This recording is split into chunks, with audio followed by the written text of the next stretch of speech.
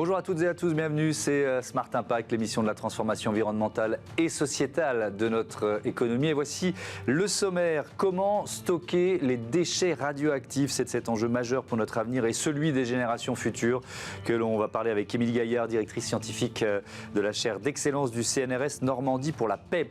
Dans notre débat, on détaille l'un des enjeux de la COP28, l'impact du réchauffement climatique sur les océans et les mers, biodiversité, captation du CO2, lutte contre la pollution plastique, beaucoup de thèmes à aborder, vous verrez. Et puis dans notre rubrique Start-up, on va découvrir ensemble Dulcenae, c'est un institut de bien-être inclusif pour arrêter d'exclure des soins de la peau les malades du cancer ou les grands brûlés. Voilà pour les titres, on a 30 minutes pour les développer. Bienvenue.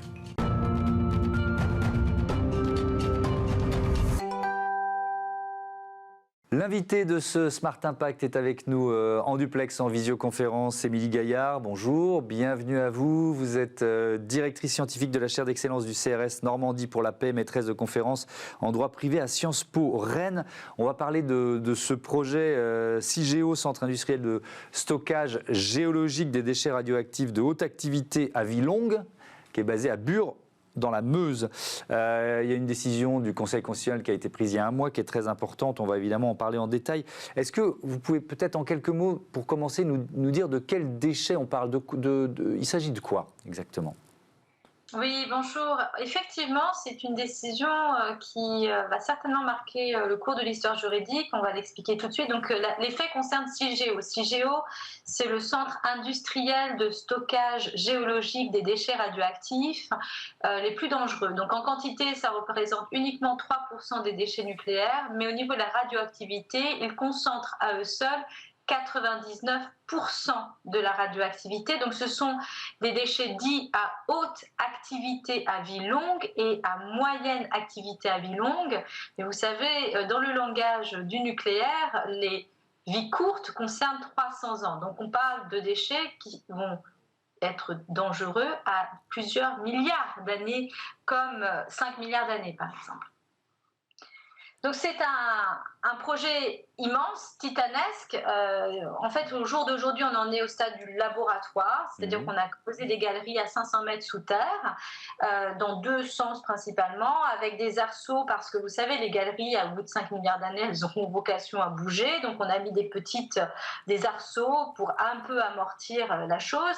Mais ça va être un projet industriel titanesque dont le point de commencement devait être, selon la feuille de route théorique, 2025 et s'étendre jusqu'à 2135, si mes souvenirs sont bons, c'est-à-dire une durée d'exploitation à hauteur de 100 ans. Et au bout de 100 ans, ces déchets seraient irrémédiablement et à jamais enterrés à 500 mètres sous terre, sachant qu'ils seront dangereux pour 5 milliards d'années. Donc, vous comprenez bien que la question des générations futures est soulevée de manière historique dans cette affaire. Effectivement, et donc il y a des associations, des ONG de défense de l'environnement qui avaient saisi un certain nombre d'instances juridiques, c'est allé jusqu'au Conseil constitutionnel, qu'ont décidé les 9 sages il y a un mois. Alors, deux choses. En fait, il faut savoir que c'est une procédure particulière, c'est-à-dire que le Conseil constitutionnel a été saisi de ce que l'on appelle une QPC, une question prioritaire de constitutionnalité. C'est une procédure très particulière. Pour faire simple, c'est lorsque vous êtes partie à un procès, ce qui est le cas en ce moment, 60 associations qui poursuivent pour un recours pour excès de pouvoir devant le Conseil d'État un décret, ils attaquent en fait un décret qui déclare d'utilité publique le site. Pour faire simple, qu'est-ce que ça fait une déclaration d'utilité publique? Eh bien, ça permet d'éviter d'appliquer tout le droit de l'environnement parce que l'utilité publique va prévaloir. Et ce que disent les 60 associations, c'est de dire non, là il y a un problème de fond, on va demander au Conseil constitutionnel de reconnaître que le droit à un environnement équilibré et respectueux de la santé qui est consacré à l'article 1er de la Charte de l'environnement, eh bien ce droit-là, il faut l'interpréter à la lumière de la notion de génération future qui est présente dans le préambule de cette Charte de l'environnement. Et cette question-là, elle est nouvelle. Elle n'a jamais été posée. Ouais. C'est pour ça que le Conseil des sages a accepté de se prononcer. Et voici ce qu'a dit le Conseil constitutionnel.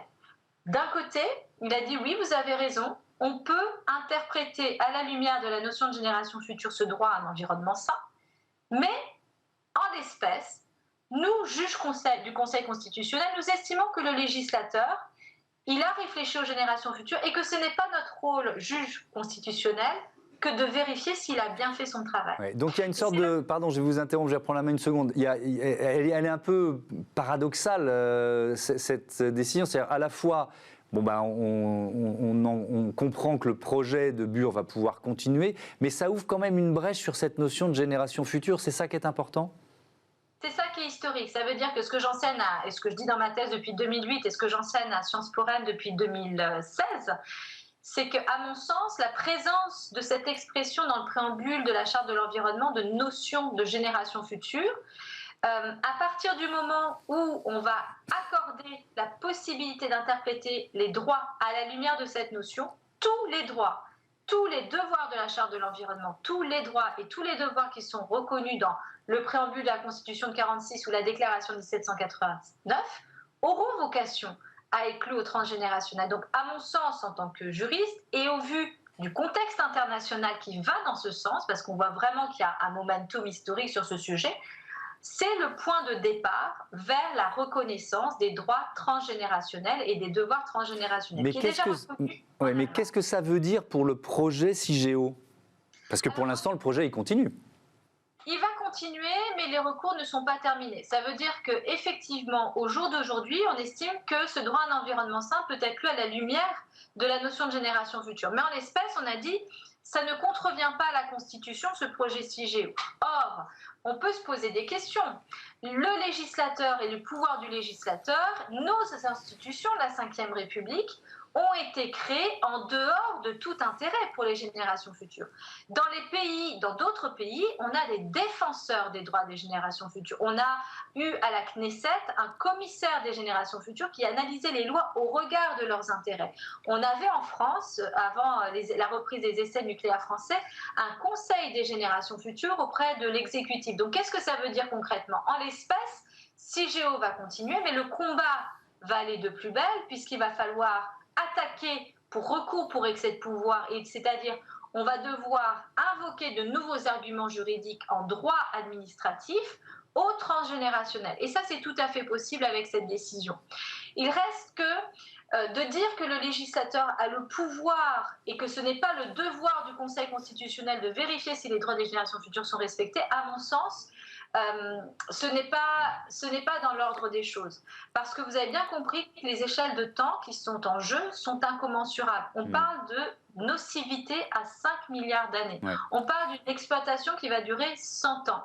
Et pour légitimer au regard de la démocratie, le Conseil constitutionnel rappelle qu'il va y avoir 2 consultations du public et puis une information du public. Or, vous comprenez bien qu'on ne peut pas faire davantage de participation citoyenne, une démocratie instantanéiste, alors que les enjeux auxquels on a affaire sont transgénérationnels à l'échelle de temps de 5 milliards d'années. Après, bon, mais c'est un autre débat. Ça pose la question de la place du nucléaire dans le mix énergétique français, de notre capacité à rester souverain en matière énergétique. Mais ça, c'est un autre débat. Ce qui m'intéresse effectivement, c'est... Non, mais je vais pas vous laisser là-dessus parce qu'il nous reste 2 minutes 30. Je voudrais qu'on parle d'autres projets qui pourraient éventuellement être impactés par les conséquences de cette décision. Par exemple, ce projet de confinement de 42 000 tonnes de déchets toxiques en Alsace, c'est le dossier Stocamine. Le tribunal administratif devait se prononcer à Strasbourg le 7 novembre dernier. Sa décision elle a été suspendue. Ils attendaient la décision du Conseil constitutionnel ? Ah non, mais le tribunal administratif a appliqué l'approche transgénérationnelle dans le cas d'un référé, c'est-à-dire une procédure d'urgence, et a reconnu qu'en l'espèce, les droits des générations futures, par application de cette décision du Conseil constitutionnel, n'étaient pas respectés. Et Stocamine est effectivement un cas d'école d'atteinte aux droits des générations futures, puisqu'on est en train d'enterrer, et on a déjà enterré sous terre, dans une carrière de sel, des déchets ultimes, qui sont les déchets les plus dangereux, qui ne sont pas des déchets radioactifs, mais qui sont composés d'amiante, de polluants éternels, comme du cyanure, comme du chrome, et tout cela dans une carrière de sel, c'est-à-dire que certains fûts sont en métaux, en métal, et donc bien évidemment vont être corrodés.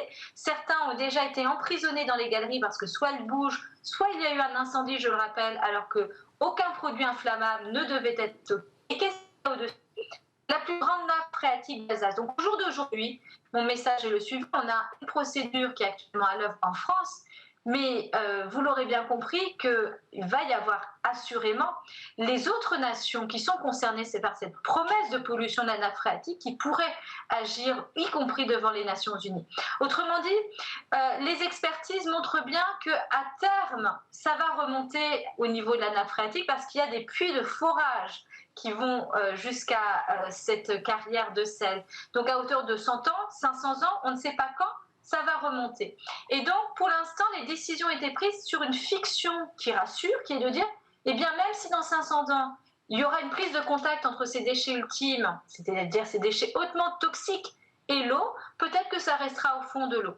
Donc la question, elle est la suivante. Est-ce que l'on peut se permettre de prendre le pari, de courir le risque qui pour moi est certain, mais disons presque incertain, puisque l'éloignement temporel fait que les gens pensent que ce n'est pas certain. Admettons, mais pouvons-nous courir raisonnablement le risque de faire entrer en contact de l'eau qui est la plus grande nappe phréatique d'Europe avec des déchets aussi toxiques? Eh bien là, on est aussi dans un cas d'école d'atteinte aux droits des générations futures. Merci beaucoup. Émilie Gaillard, pardon de vous interrompre, c'est la fin de cette interview. Merci, à bientôt sur Bismart. C'était passionnant, cette question du droit des générations futures. On n'a pas fini d'en reparler. On passe à notre débat, l'impact du réchauffement sur l'océan. Retrouvez le débat de Smart Impact avec Veolia.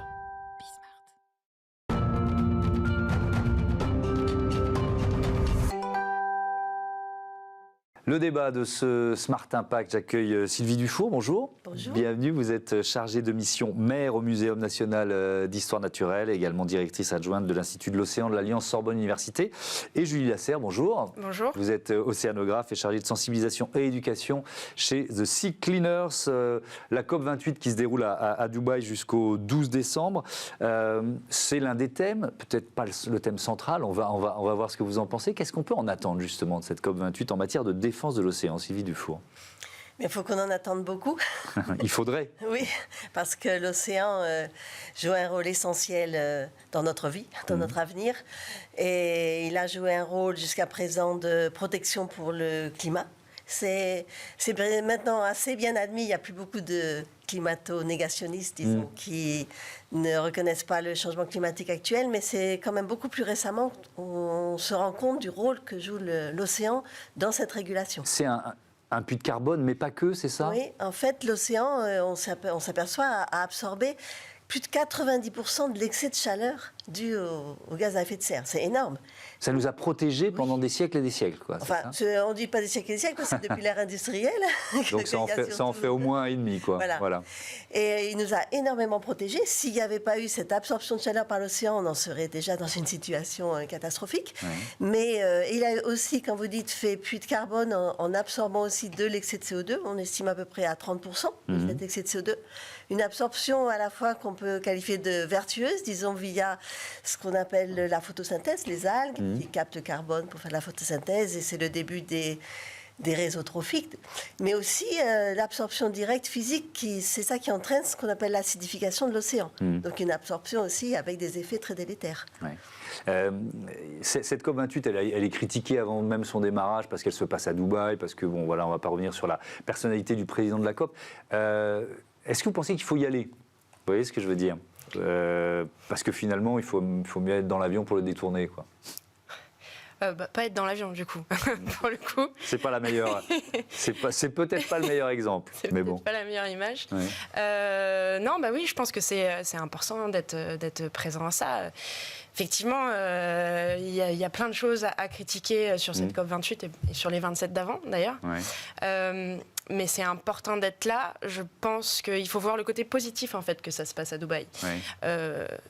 On ne peut pas éviter le sujet des énergies fossiles. Là, c'est pas possible et on est en plein cœur de cette problématique. Ouais. Et aujourd'hui, c'est de ça qu'on doit attendre de la COP28. C'est quelque chose de fort sur les énergies fossiles, parce qu'aujourd'hui, c'est là le premier impact sur le changement climatique. Est-ce que vous, qui êtes océanographe, vous vous êtes dit, en voyant les différentes COP, que c'était un peu le parent pauvre des COP précédentes? Le parent pauvre? Est-ce qu'on en parle suffisamment? Est-ce qu'il y a des engagements de l'océan, hein? Ah, de l'océan? Non, bah non, complètement. Non, on ne parle pas assez de l'océan. Ouais. Alors que, il faut rappeler quand même que la vie est apparue dans l'océan et qu'aujourd'hui, c'est l'océan qui la maintient. Si les océans meurent, nous mourons. Ouais. Voilà, c'est et tout puis simple. accessoirement, c'est 70% de la surface du globe. C'est ça, Oui. c'est notre planète bleue. Oui. Et sans les océans. Aujourd'hui, il y a 5 menaces majeures qui pèsent sur les océans. La surpêche, le changement climatique, la dégradation des habitats, les pollutions et les espèces invasives. Moi, je travaille pour une ONG qui lutte contre la pollution plastique. Le plastique est lié à ces 5 menaces. Il est dedans, dans les 5. Et il contribue à ces 5 menaces. Ouais. Le plastique, aujourd'hui, on parlait de la photosynthèse, par exemple. La photosynthèse, elle est produite par des phytoplanctons, donc c'est des microalgues qui sont à la surface des océans. Si ces océans sont recouverts de plastique, les rayons du soleil ne passent plus, la photosynthèse ne marche plus. Donc, l'océan ne peut plus absorber ce CO2. Et pareil, le phytoplancton, comme les arbres, il se nourrit de nutriments. Le problème, c'est que dans les océans, contrairement sur la planète, les nutriments, ils sont au fond des océans. Donc il va falloir des choses pour pouvoir les ramener à la surface, ramener ces nutriments et nourrir le phytoplancton. Truc magique, c'est les mammifères marins. Les mammifères marins, ils n'ont pas le choix à cause de la pression. Déjà, parce que c'est des mammifères, ils doivent respirer à la surface, mais à cause de la pression, ils doivent faire caca à la surface. Et leurs excréments, c'est l'engrais des océans, c'est l'engrais du phytoplancton. Seulement aujourd'hui, quelle est la première cause de mortalité des mammifères marins ? Le plastique. Et le plastique, il est fait de quoi ? Des énergies fossiles. D'accord. Donc c'est pour ça qu'on revient là-dessus. Sylvie Dufour, la machine est en train de se détraquer, elle s'est déjà détraquée, parce que c'est des temps longs dont on parle. Oui. Alors par rapport au réchauffement, justement, ce réchauffement qu'on constate, au début on pensait en surface, mais jusqu'en profondeur, donc il perturbe tout ce qu'on appelle cette grande circulation océanique. Mais ce que j'aimerais dire aussi, et en complément de ce que vous venez de dire, c'est qu'il y a donc cet impact du réchauffement climatique sur l'océan, mais il y a aussi beaucoup d'autres impacts de tout ce qu'on appelle les facteurs anthropiques. Et donc, il y a cette surexploitation des ressources de pêche, du fait de la pêche industrielle. Hein. Et c'est donc une des situations vraiment impactantes. C'est des surexploitations d'espèces qui entraînent la disparition de certaines et qui en même temps entraînent la disparition des emplois. Parce que ce n'est pas la pêche industrielle qui crée des emplois. Et c'est vraiment la pêche artisanale, petit bateau, locale, qui est une source d'avenir. Donc ça, c'est un grand impact et c'est une question internationale parce qu'il y a des grandes pêches, par exemple au large de l'Afrique, industrielles, pas par les Africains, et qui entraînent une injustice sociale énorme. Donc il y a tous ces impacts-là. Il y a, comme on a dit, les plastiques et toutes les autres pollutions. Parce qu'en fait, tout ce qu'on déverse, pesticides, herbicides, c'est aussi d'actualité, les produits pharmaceutiques, nos produits industriels, tout ça termine dans les rivières, dans les estuaires, dans les océans. C'est vraiment le réceptacle final avec toutes les perturbations que ça entraîne. Donc, quelles actions on peut mener ? C'est à la source, il faut réduire ces pollutions, évidemment réduire notre utilisation de plastique. Là aussi, on est dans des temps longs. Oui, il faut réduire la production des polluants, ça c'est sûr. Donc depuis les plastiques, parce que les plastiques c'est des polluants physiques, mais c'est aussi des porteurs de beaucoup de molécules chimiques qui sont ce qu'on appelle aussi les perturbateurs endocriniens. On connaît ça sur la santé humaine, mais il se passe la même chose dans les organismes marins. Donc il faut réduire la production de tous ces polluants et on revient aussi, herbicides, pesticides. Quand vous voyez l'Europe qui prolonge de 10 ans l'utilisation du glyphosate, vous dites c'est... comme tous les autres polluants. Donc ça, c'est vraiment un enjeu très important. Et aussi, l'océan, on peut considérer ça vraiment comme un bien commun de l'humanité, on le partage tous, et les pollueurs ne sont pas les payeurs, parce qu'actuellement, donc on a les pays du Sud qui sont déjà avec beaucoup de problèmes de développement, mais qui subissent donc tous les impacts qui sont quand même dus aux pays industrialisés, que ce soit climatique ou pollution. J'aimerais compléter que effectivement, en fait, il y a à la fois l'action préventive, donc de travailler vraiment sur la partie production et consommation, parce que c'est aussi parce qu'on consomme ça dépend de nous, bien produits, sûr. mais il y a aussi toute la partie curative. Le problème, par exemple, je reviens sur mon sujet qui est le plastique, c'est que le plastique se dégrade extrêmement lentement. mais il se dégrade et on ne voit pas cette dégradation, il se dégrade en micro et nanoplastiques. Et ces micro et nanoplastiques, on va avoir du mal, à les collecter. Ouais. C'est pour ça Donc il faut collecter le plastique le plus tôt possible, c'est ça? C'est ça. Donc Parce que à la sortie des estuaires... on a une énorme quantité, on estime à peut-être 22% de fuite sur les plus de 460 millions de tonnes de plastique qu'on produit chaque année. Donc c'est énorme, c'est 1 tonne de plastique qui rentre dans les océans toutes les 3 secondes. C'est énorme. Les scientifiques ont identifié 1000 estuaires principalement émetteurs de ce plastique. Donc effectivement, il faut récupérer ce plastique avant qu'il rentre dans l'océan, donc dans le cycle de l'eau en amont, et s'il est déjà dans l'océan, au plus près des côtes, pour qu'il soit le moins dégradé possible, puisque sinon ce microplastique, il va aller absolument partout. Aujourd'hui, on le trouve dans l'atmosphère, on le trouve au fin fond des abysses, on le trouve dans les nappes phréatiques. Les microplastiques sont partout. Alors, avec quels moyens? Il y a le Manta qui est un peu votre navire, je ne sais pas quel terme employé, amiral, c'est un peu notre navire ambassadeur. Ambassadeur, ça marche comment? C'est un système de collecte du plastique, ça? Alors, c'est notre projet phare. Ce sera un très grand catamaran qui a plusieurs systèmes de collecte, notamment entre les 2 coques des tapis collecteurs pour faire remonter les déchets qu'ils croisent. Et en fait, la particularité, c'est qu'on aura une usine de tri sur le bateau. Pour pouvoir à la fois trier les déchets et séparer le plastique. Et le plastique, lui, sera transformé en énergie pour alimenter le Manta et continuer les collectes. Mais il en faudrait combien des bateaux? Il en faudrait énormément. Énormément. C'est pour ça que le Manta, c'est un ambassadeur du problème. Il va aussi servir de plateforme scientifique. Il y aura un laboratoire de recherche dessus. Ce sera aussi une plateforme de sensibilisation. Les gens pourront monter dessus, de conférences également. Et puis on a d'autres bateaux qui eux existent déjà, qu'on appelle les Mobula, qui sont des plus petits bateaux de collecte, qui eux servent sur des eaux calmes, par exemple dans les mangroves, dans les lagons, sur les estuaires, sur les rivières. Et on en a déjà un en activité à Bali, à Denpasar, depuis le mois de mars, et on en a 3 en construction actuellement à Paimpol. L'essentiel de cette pollution plastique, elle vient d'où? Au bout de quel fleuve il faut s'installer pour être le plus efficace? Alors, de beaucoup, puisque déjà il y en a 1000 qui sont principaux émetteurs. La majeure partie, la majorité de ces fleuves sont en Asie du Sud-Est. C'est pour ça qu'on est d'abord parti sur l'Indonésie. Mais aujourd'hui, parmi les pays les plus émetteurs de plastique, qui ne sont pas forcément les plus producteurs, mais les plus émetteurs, vous avez la Malaisie, les Philippines, l'Indonésie, la Chine et le Vietnam. Voilà. Sylvie Dufour, il y a le Sea Cleaners, il y a aussi un enjeu de scientifique. Il y a une méconnaissance encore de l'océan, paradoxalement. On entend toujours cette image qu'on connaît moins bien le fond des océans que la surface de la Lune. Mais l'océan, c'est une source de découverte, d'innovation. Il y a comme vous avez dit, la vie est apparue dans l'océan et elle s'est diversifiée. Il y a un grand nombre d'organismes qui n'existent que dans l'océan qu'on ne connaît même pas encore, surtout dans les fonds. Et il y a une source de connaissances, il y a un bon nombre de prix Nobel de connaissances fondamentales depuis la division cellulaire qui aboutit à des améliorations médicales pour le cancer qui ont été découvertes grâce à des organismes marins. Et il y a encore beaucoup à découvrir. Et là, à nouveau, j'insisterai, il y a une question de justice parce qu'il faut que ces découvertes soient partagées par tous et pas simplement obtenues par ceux qui ont les moyens d'aller explorer les grands fonds.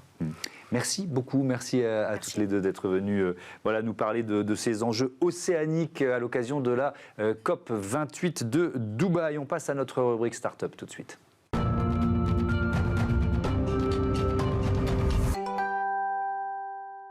Smart Ideas avec Laurent Gaudens, bonjour, bienvenue. Bonjour. Vous êtes le fondateur de Dulcenae, lauréat d'un des trophées H-Up Entrepreneur dont Bismart est partenaire. H-Up, c'est l'association qui fait la promotion des entrepreneurs, entrepreneuses en situation de handicap et qui fait d'une manière générale la promotion des idées d'inclusion. C'est quoi Dulcenae? Vous l'avez créé en 2018.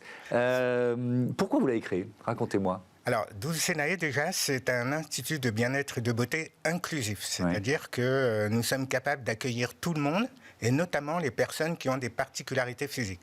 J'entends par particularité physique quelqu'un qui a eu un cancer, une femme qui a un sein en moins avec une mastectomie, quelqu'un qui a une maladie de peau, de l'acné, du vitiligo, ou encore quelqu'un qui est en fauteuil roulant, qui est handicapé.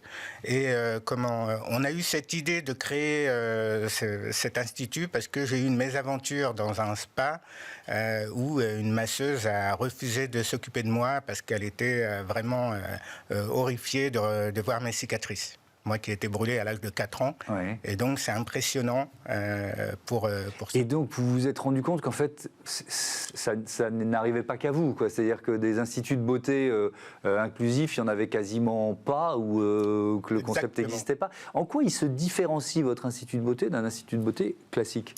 Eh bien, vous avez, si vous prenez toutes les particularités, vous avez 20 millions de Français qui ont du mal à accéder aux instituts de bien-être pour 2 raisons principales. Déjà, eux-mêmes ont du mal à faire le premier pas, à y aller.